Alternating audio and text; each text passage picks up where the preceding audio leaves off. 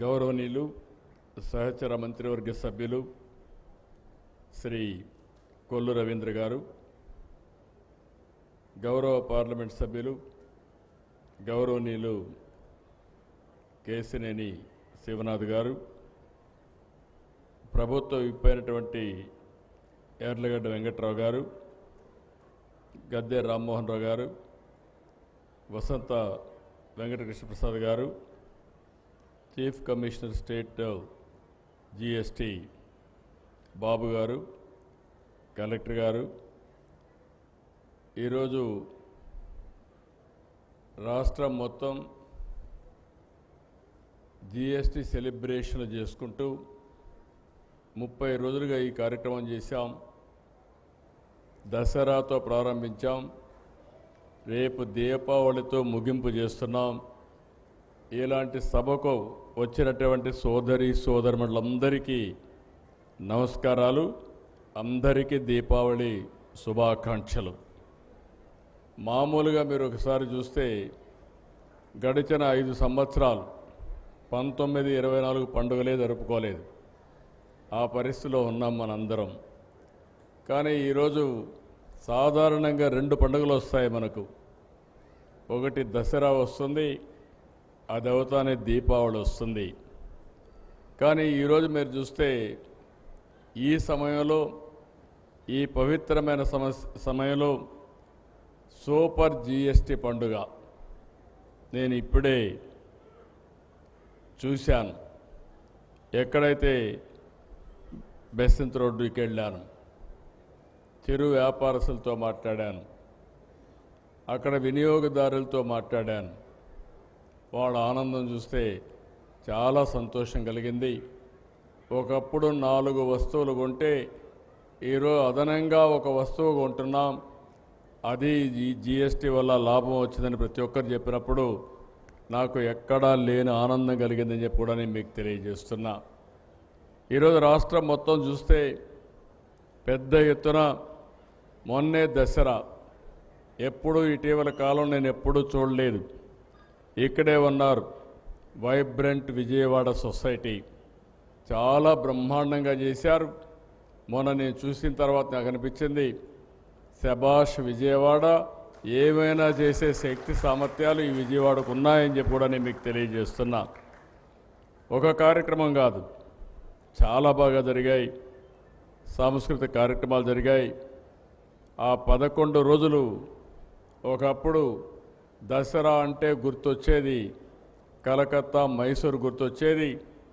ఈసారి దసరా అంటే గుర్తొచ్చేది మన విజయవాడ అని చెప్పి కూడా మరొక్కసారి మీ అందరికీ విజ్ఞప్తి చేస్తున్నాం.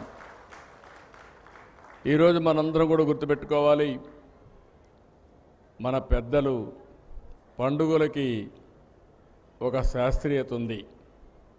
ఈరోజు దీపావళి జరుపుకుంటున్నాం. ఈ దీపావళి ఒక్కసారి చూస్తే దీంట్లో ఒక మెసేజ్ ఉంది. నరకాసురుడు ఆ రోజు ఒక రాక్షసుడు సమాజాన్ని అతలాకుతలం చేసే పరిస్థితి వస్తే, కడాన మనందరం చూస్తే సాక్షాత్తు కృష్ణ భగవానుడే సత్యభామతో వచ్చి ఆ రోజు నరకాసురుడిని వధించి ప్రజల జీవితాలకు వెలుగు చూపించాడు.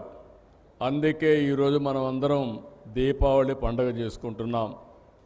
ఇది చూసిన తర్వాత మనం గుర్తుపెట్టుకోవాల్సింది, ఇంత మునుపు కూడా చరిత్రలో కూడా చాలామంది రాక్షసులు ఉంటే ఆ రాక్షసుల్ని ఎవరూ ఓడించలేకపోతే, లేకుంటే వాళ్ళని తుదముట్టించలేకపోతే కడాన భగవంతుడే వచ్చి వాళ్ళని శిక్షించి సమాజాన్ని కాపాడారు.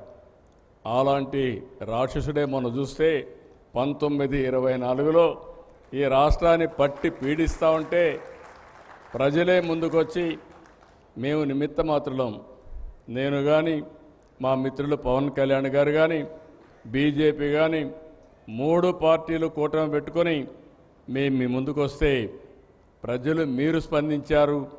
94% స్ట్రైక్ రేట్ అంటే నా రాజకీయ జీవితంలో ఆంధ్రప్రదేశ్లో ఎప్పుడూ చూడలేదు. అలాంటి విజయాన్ని ఇచ్చారు. అయితే ఈరోజు మనం గుర్తుపెట్టుకోవాల్సింది, ఈ పండుగ మనకందరికీ ఒక మెసేజ్. ఆ మెసేజ్ ఏంటంటే ఎప్పుడు కూడా ఈ యొక్క చెడు ఉంటే ఆ చెడుని ఖండించడానికి చరిత్రలో కూడా అనేక సంఘటనలు జరిగినప్పుడు మళ్ళా అలాంటి సంఘటనలు పునరావృతం కాకుండా ఉండాలంటే ప్రతి నిమిషం మీలో కూడా గుర్తుపెట్టుకోవాల్సిన అవసరం ఉంది. అందుకే ఇలాంటి పండుగలు చేసుకుంటున్నాం. దీనివల్ల ఒక మెసేజ్ ఉంటుందని చెప్పి కూడా నేను మీకు తెలియజేస్తున్నా. నేను అందుకే ఇటీవల అన్ని మీటింగ్లో చెప్తాను, ఎప్పుడు చెప్పేవాడిని కాదు. మళ్ళీ రాష్ట్రంలో వైకుంఠపాళి వద్దు. ఆ వైకుంఠపాళి ఉంటే మాత్రం మన జీవితాలు ఎప్పుడూ బాగుపడవని మరొక్కసారి పండగ పూట అందరికీ విజ్ఞప్తి చేస్తున్నా. అయితే ఈరోజు మీరు ఒకసారి చూసినప్పుడు కేంద్రం రాష్ట్రం డబుల్ ఇంజిన్ సర్కార్, రెండు ప్రభుత్వాలు, ఈ రెండు ప్రభుత్వాల వల్ల ఈరోజు ఎక్కడ చూసినా ఒక పాజిటివ్ వైబ్రేషన్ వచ్చే పరిస్థితి వచ్చింది. మీరందరూ చేసిన పని ఓటేసి గెలిపించారు. ఆ ఓటు వల్ల ఈరోజు రాష్ట్రంలో 22 మంది ఎంపీలు మనం గెలిచాం.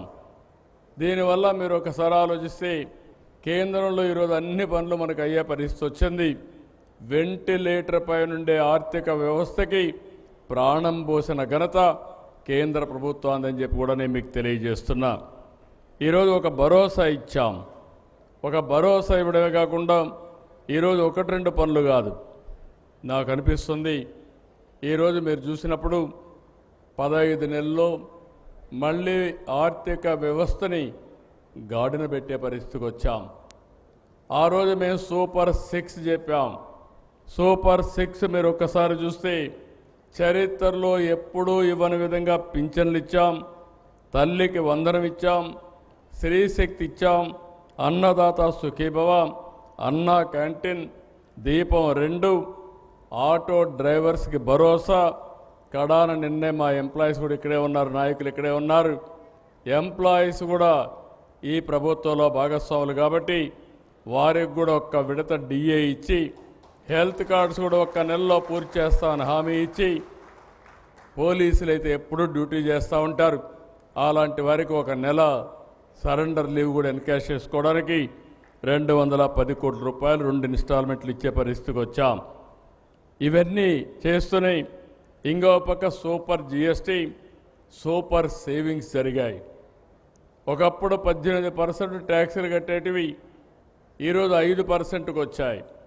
12% కొన్ని 0%కి వచ్చే పరిస్థితికి వచ్చింది. ప్రతి ఒక్క కుటుంబానికి మేలు కలిగే జిఎస్టీ రిఫార్మ్స్ వచ్చాయి. ఈ రిఫార్మ్స్ కూడా మీరు ఒక్కసారి చూస్తే ఇవన్నీ కూడా నెక్స్ట్ లెవెల్ జనరేషన్ రిఫార్మ్స్కి మనం ముందుకు పోయే పరిస్థితికి వస్తున్నాం. నేను కామన్ మ్యాన్ అడుగుతున్నాను, దీనివల్ల లాభం ఏంటంటే మాకు వెసులుబాటు వచ్చింది, మా జీవన ప్రమాణాలు పెరుగుతున్నాయి. ఇంకో పక్క వ్యాపారస్తులందరూ మా వ్యాపారం బాగా జరుగుతూ ఉంది. ఇంకో పక్కన చూస్తే దీనివల్ల ఇండస్ట్రియలైజేషన్ పెరుగుతుంది, ఉత్పత్తి పెరుగుతుంది, ఉపాధి అవకాశాలు మెరుగుపడతాయని ప్రతి ఒక్కరూ చెప్పే పరిస్థితికి వచ్చారు. ఈరోజు ఒక జిఎస్టీ వల్ల దగ్గర 15,000 రూపాయలు సంవత్సరానికి ప్రతి ఒక్క కుటుంబానికి ఆదా అయ్యే పరిస్థితి వస్తుంది. నిన్నే మీరు చూశారు, అమరావతి మళ్ళీ ట్రాక్ పెట్టాం. అమరావతి పనులు ప్రారంభమైనాయి. దగ్గర 50,000 నుంచి 60,000 కోట్ల రూపాయలు చేసే పనులు రాబోయే 3 సంవత్సరాల్లో పూర్తి చేసి జాతికి అంకితం చేసే బాధ్యత ఈ ఎన్డీఏ ప్రభుత్వం తీసుకుంటామని మీ అందరికీ హామీ ఇస్తున్నా. ఇంత మునుపు కూడా మీరు చూసినప్పుడు హైదరాబాద్ని సైబరాబాద్ నగరం కట్టాం. దానివల్ల ఈరోజు దేశంలో అత్యధిక తలసరి ఆదాయం వచ్చే రాష్ట్రం తెలంగాణ రాష్ట్రం. ఇంకో పక్క మెరుగైన జీవన ప్రమాణాలు ఉండే ప్రాంతం, మోస్ట్ లివబుల్ సిటీ హైదరాబాద్గా తయారయ్యే పరిస్థితి వచ్చింది. ఆ రోజు నేను చేసిన పని హైటెక్ సిటీ తీసుకొచ్చి ఐటీని ప్రోత్సహించాం. ఈరోజు మళ్ళీ మీరు చూస్తే క్వాంటమ్ కంప్యూటర్ తీసుకొచ్చి ఈ యొక్క అమరావతిలో క్వాంటమ్ వ్యాలీ పెట్టాం. దీంతో ఈరోజు గూగుల్ అయితే ఏఐ హబ్ కింద చరిత్రలో ఎప్పుడూ రానంత పెట్టుబడి $15 బిలియన్ వచ్చిందంటే అది ఈ ప్రభుత్వం పైన ఉండే నమ్మకం, విశ్వాసం. కొంతమందికి అర్థం కాని వ్యక్తులు ఇష్టానుసారంగా మాట్లాడుతున్నారు. అంటే వాళ్ళకి రాజకీయం తప్ప రాజకీయ మూర్ఖత్వం అంటున్నాను నేను. అలాంటి వ్యక్తులు ఎప్పుడు కూడా బాగుపడరు. వాళ్ళు మాట్లాడుతున్నారు. కానీ ఈరోజు ఒకటే చెప్తున్నాను, ఆ రోజు హైటెక్ సిటీ పెట్టి ఐటీని ప్రమోట్ చేస్తే 25 సంవత్సరాల్లో తెలుగు వారు ఎక్కడికి పోయినా హైయెస్ట్ పర్ క్యాపిటా ఇన్కమ్ సాధించే పరిస్థితికి వచ్చారు. ఈ 10 సంవత్సరాలు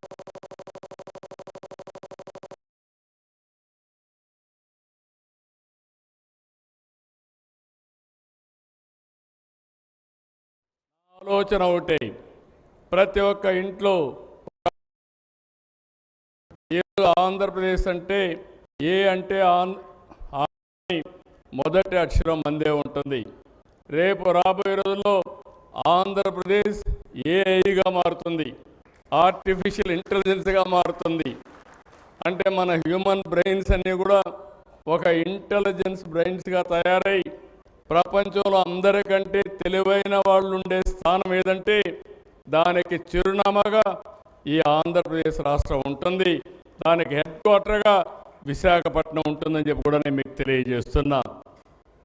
ఇలాంటి లాభాలు ఒకరిద్దరికి కాదు, ఇండస్ట్రీ, లేకపోతే స్టూడెంట్స్, లేకపోతే ఫ్యామిలీ, ఇవన్నీ కూడా ప్రతి ఒక్కరు కూడా పెను మార్పులు, అగ్రికల్చర్లో మార్పులు వస్తాయి, హెల్త్లో మార్పులు వస్తాయి.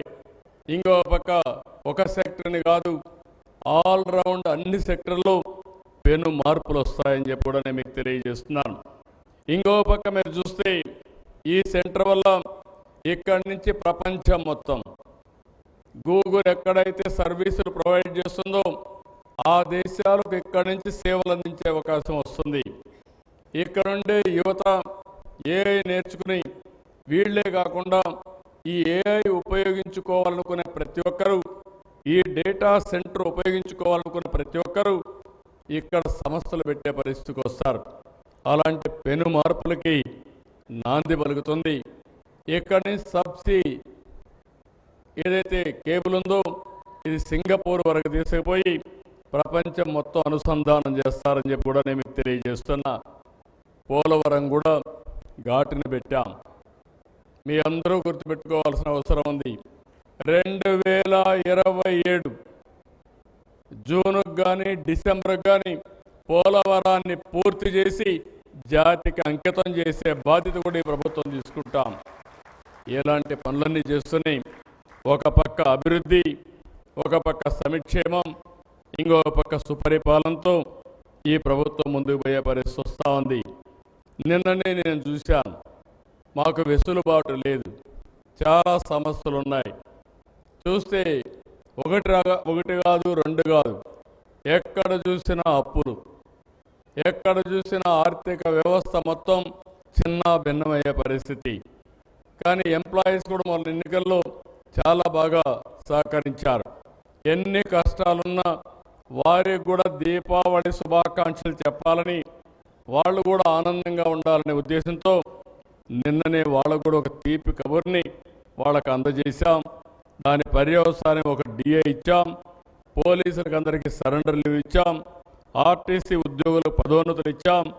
ఇంకొక పక్కన గవర్నమెంట్లో పనిచేసే చిన్న చిన్న ఉద్యోగాలు ప్యూననో, అటెండర్నో, వాచ్మెననో ఇలాంటి పేర్లు పెడుతున్నారు. అవన్నీ మార్చి గౌరవప్రదంగా సమాజంలో గౌరవం పెరిగే విధంగా ఆ డిసిగ్నేషన్స్ అన్ని మార్పు చేస్తామని చెప్పి కూడా నేను మీ అందరికీ హామీ ఇస్తున్నా. ప్రజలు, ప్రభుత్వం, ఉద్యోగులు అందరూ కలిస్తేనే ఈ రాష్ట్రం భవిష్యత్తు ఉంటుంది. నేను ఎన్నో సందర్భాల్లో చెప్పాను, నా ఆలోచన ఒకటే, హెల్తీ, వెల్తీ, హ్యాపీ సొసైటీ. ప్రతి ఒక్కరికి ఆదాయం రావాలి. ప్రభుత్వం సంక్షేమ కార్యక్రమాలు ఇస్తున్నాం, సూపర్ 6 ఇస్తున్నాం, కేంద్రం రిఫార్మ్స్ తీసుకొస్తా ఉంది, వాళ్ళు కూడా సంక్షేమ కార్యక్రమాలు ఇస్తున్నారు. ఈ రెండు కలుపుకుంటే ఇంకొక స్టెప్ ముందుకు పోవాలని ఈరోజు జిఎస్టీ రిఫార్మ్స్ తీసుకొచ్చారు. ఇలాంటి రిఫార్మ్స్ ఇంకా చాలా అవసరం ఉంది. ఇవన్నీ కూడా తీసుకొస్తాం. ఇది కాకుండా P4 కూడా తీసుకొచ్చాం. ఇప్పుడే చిన్ని గారు చెప్పారు, ఎంపీ గారు చెప్పారు, ఆయన అభినందిస్తున్నా. విజయవాడలో ఉండేవాళ్ళు ప్రపంచం మొత్తం బ్రహ్మాండంగా రాణిస్తున్నారు. మీతో పుట్టిన వాళ్ళు మీ ఊర్లో ఇంకా పేదరికంలో ఉన్నారు. అలాంటి వారందరికీ అండగా నిలబడే బాధ్యత P4ని ఒక బాధ్యతగా స్వీకరించే బాధ్యత మీరందరూ తీసుకోవాల్సిందిగా మిమ్మల్ని అందరినీ కోరుతున్నా. ఈరోజు దీపావళి పండుగ చాలా హ్యాపీగా జరుపుకుంటున్నాం. ఈ విధంగానే రాబోయే రోజుల్లో 2047కి తెలుగు జాతి ప్రపంచంలోనే అగ్రజాతిగా ఉండాలని, నెంబర్ 1గా ఉండాలనేది నా సంకల్పం. అది తప్పకుండా సాధ్యమవుతుంది. ఈరోజు ఇంకొక పక్కన మీరు చూస్తే ప్రధానమంత్రి నరేంద్ర మోడీ గారు 25 సంవత్సరాలు అంటే 21st సెంచరీలో 25 సంవత్సరాల్లో ముఖ్యమంత్రిగా ప్రధానమంత్రిగా కంటిన్యూ అవుతున్నాడు. ఇంకొక నాలుగేళ్ళు ఉంటాడు, అంటే 30 సంవత్సరాలు. 30 సంవత్సరాల సుదీర్ఘ పాలనలో 11వ స్థానంలో ఉండే ఈ దేశాన్ని 3వ స్థానానికి తీసుకొస్తున్నారు. ప్రపంచంలోనే గౌరవాన్ని పెంచుతున్నారు. ఒక సమర్థవంతమైన నాయకుడిగా ఈ దేశాన్ని ముందుకు తీసుకుపోయే బాధ్యత తీసుకున్నారు. నాకు ఏమాత్రం అనుమానం లేదు, 2047కి ప్రపంచంలోనే నెంబర్ 1 ఆర్థిక వ్యవస్థగా భారతదేశం ఉంటుందని మీ అందరికీ విజ్ఞప్తి చేస్తున్నా. ప్రపంచంలో నెంబర్ 1 ఆర్థిక వ్యవస్థగా ఉంటే నా ఆలోచన అందులో స్వర్ణాంధ్రప్రదేశ్ నెంబర్ 1గా ఉండాలని. స్వర్ణాంధ్రప్రదేశ్ నెంబర్ 1గా ఉంటే మీరు మీ కుటుంబం ఎక్కడుంటారో దీపావళిలో మీరు కూడా ఆలోచించుకోండి. మీరు కూడా ప్రణాళికలు తయారు చేసుకోండి. మీరు కూడా ముందుకు రండి. అందరం కలిసి పండుగలు జరుపుకుంటూ మన వారసత్వాన్ని కాపాడుకుంటూ అదే సమయంలో మనమందరం కూడా ఇంత మునుపంత హార్డ్ వర్క్ చేసేవాళ్ళం. నేను అందుకే పదే చెప్తున్నాను, కష్టపడక్కర్లేదు, స్మార్ట్గా పనిచేస్తే చాలు. ఒక సెల్ ఫోన్ ఉద్యోగస్తులకు కూడా చెప్తున్నా, 6 గంటల పైన మీరు పని చేయొద్దని చెప్తున్నా. ఎప్పుడన్నా వరదలు వచ్చి విపత్తు వస్తే రండి, అప్పుడు పని చేయండి. మిగిలినప్పుడు మీ ఇంటికి వెళ్ళండి, కుటుంబ సభ్యులతో ఉండండి. దానివల్ల మీరు కూడా మళ్ళీ నిద్రలేసి వచ్చి బాగా పనిచేసే అవకాశం వస్తుంది. మీరు కూడా తక్కువ పని చేయండి, ఎఫెక్టివ్గా పనిచేయండి. ఇది సాధ్యం అని చెప్పి వారికి కూడా తెలియజేసుకుంటూ ఈరోజు మళ్ళీ ఒకసారి మీకు అందరికి విజ్ఞప్తి చేస్తున్నా. విజయవాడలో ప్రతి శనివారం ఆదివారం మీరందరూ ఆనందంగా ఉండి మంచి ఈవెంట్లు ఇక్కడ జరుగుతూనే ఉండాలి. మీ కష్టపడి వారం అంతా కష్టపడండి. 2 రోజులు అన్నీ మర్చిపోయి ఆనందంగా ఇంటి దగ్గరుండి మీకు నచ్చిన పని చేసి మళ్ళీ మీ ఎనర్జీ ఛార్జ్ చేసుకుని మళ్ళా మండే ముందుకు పోయే పరిస్థితి రావాలి. అలాంటి వాతావరణాన్ని కల్పించడానికి ఈ ప్రభుత్వం ముందుకు వస్తున్నాం. మీరు కూడా గుర్తుపెట్టుకోవాలి, మళ్ళీ చెప్తున్నా, వైకుంఠపాళి మాత్రం వద్దు. వైకుంఠపాళి వస్తే పైకి ఎక్కించడం, మళ్ళా మీరు కిందికి రావడం, మళ్ళా పట్టుకొని పైకి పోవడం, ఇది చాలా సమస్యలు సృష్టించే పరిస్థితి వస్తూ ఉంది. సుస్థిరమైన పాలన, సమర్థవంతమైనటువంటి రాష్ట్రం కోసం దోహదం చేసే పరిస్థితి వస్తుంది. అలాంటి సమాజాన్ని క్రియేట్ చేసుకోవడం కోసం మళ్ళీ నరకాసురుడి వధ ఎప్పుడూ మీకు గుర్తుపెట్టుకోవాల్సిన అవసరం ఉంది. చెడుని ఎప్పుడు కూడా ఖండించాలి, మంచిని ప్రోత్సహించాలి. అప్పుడే మనం అనుకున్న లక్ష్యాన్ని సాధించగలుగుతామని చెప్పి తెలియజేసుకుంటూ ఈ దీపావళి మీకు, మీ కుటుంబానికి, మీ బంధువులకు, మీ మిత్రులకు అందరూ కూడా నూతనమైన వెలుగులు తీసుకురావాలని మనస్ఫూర్తిగా ఆకాంక్షిస్తూ సెలవు తీసుకుంటున్నా. హ్యాపీ దీపావళి.